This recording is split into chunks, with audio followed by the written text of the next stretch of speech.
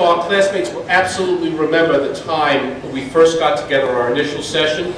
We had the first of the many getting to know you games. And our first one is when each one of us took a shoe off, placed it into the center of the room, and then we had to select a shoe and find whose shoe that belonged to, our partner. And our task was to learn about our new friend and tell the group what we've learned. Well, I thought this was so corny, and I said if this is what it was going to be like, my tenure at the Energeia Partnership was going to be very short-lived. But you know what? I was wrong. I got to know my classmates. I got to know a lot of interesting things about a fascinating group of people, enormously accomplished. I got to know some embarrassing things about my classmates. And I wish I could share those embarrassing revelations with you, but we also have this rule in Energeia. What happens in the set in Energeia stays in Energeia. Well, maybe. I mean, one of us was an exotic dancer. Now, could you guess who? It's not a female. We'll tell you later. All right. Now, by the way, our last group exercise was our most dangerous one. You know, easy to take a shoe. A lot more difficult. We were each given a mousetrap. You know, one of those things that, you know, spread. And you asked to set it up, set the mousetrap. You had to place it on a table in successive order, one on top of the other, until we formed a perfect concentric circle. Now, I had to suck in my fear because the others didn't know that I had this harrowing experience when I was growing up in the Bronx apartment building. I had a friend of mine almost lost part of a finger in a mousetrap, playing with one. However, you know, I couldn't show that fear. And frankly, I'm in the business of running a hospital with emergency departments. So I looked around the room, I saw the 25 people, 50 hands, 500 fingers. So I said, well, this could be a revenue opportunity as well. I called to check the schedule just to make sure I knew who the on-call hand surgeon was. And just in case, well, I'm glad to report we had no need of that services that day, and therefore no local hospital benefited from the failure of our last group exercise. So where are we heading with all this new knowledge we acquired? What is our class going to do? Well, this past year, we've seen and experienced many changes. Frankly, historic changes. And in 10 days, we're going to be part of one such change. As a man from Illinois places his hand in a Bible, the same Bible that another man from Illinois placed his hand on 148 years ago. As Barack Obama swears the oath to preserve, protect, and defend the Constitution of the United States, we're going to witness a change that's part of a vision and a promise that was made in the name of equality and social justice.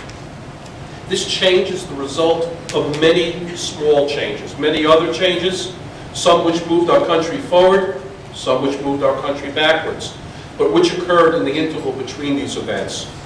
And this inspirational event is reflective, I think, of the vision which has guided the development of the Energeia class of 2007, the class which preceded it, and the classes which will follow it.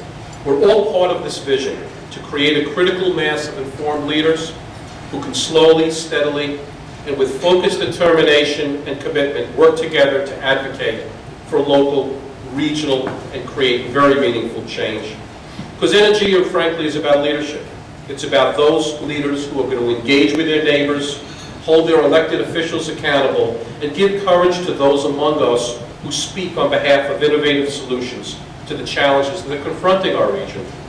And as an Energeia graduate, we're going to have an ongoing responsibility to instill the spirit of civic engagement and responsibility in our region's employers, both large and small, to improve the life of individuals as a means to lift up communities, to transform with purpose. This is what Energeia stands for. The challenge for this Energeia class is to educate, to contain and eliminate fear, to help our neighbors understand that in the midst of these vexing financial challenges, there's a unique opportunity to begin and accelerate the transformation process, and to begin and make small changes in the way we think about the future so larger sustainable changes can be made for our region.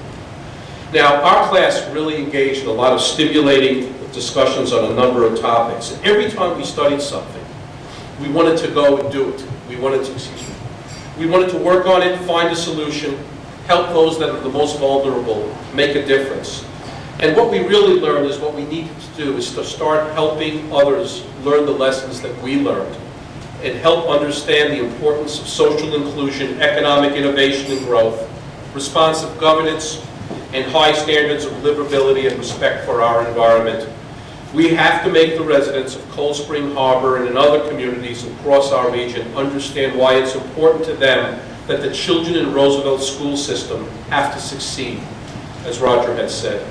Although we can take great satisfaction in the relative standing and economic prosperity of our region, we must never lose sight of the fact that the work to be done really rests in the gap between the highs and lows of our regional measures. If we want to truly improve the region, we have to work with, invest, and lift up the communities at the lowest end of the scale in order for them to truly enjoy all the benefits, pride, and joy of calling Long Island home. And we can do that only if we have leaders. So with that in mind, let me close by telling you a little more about the individuals, my classmates, who comprise the Energeia class of 2006. They were chosen because they were recognized as leaders, or potential leaders, in their respective communities, organizations, and companies. I can't attest to their leadership skills, but I can guarantee that they all share a single important value, which is a predicate of leadership, and that is the value of character. I can stand before you today to attest to the content of the character of my classmates. These individuals possess courage, honesty, persistence, strength, integrity, and caring. Yes, they also have charisma, they have personality, but those traits alone will not sustain loyalty and allegiance or agenda trust as much as character.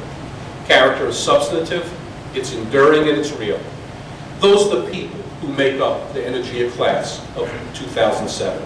So please join me in congratulating my classmates on this wonderful achievement. I'm honored to share this extraordinary evening with you all. And one more thing. Happy birthday, Roger Clinton. Thank you.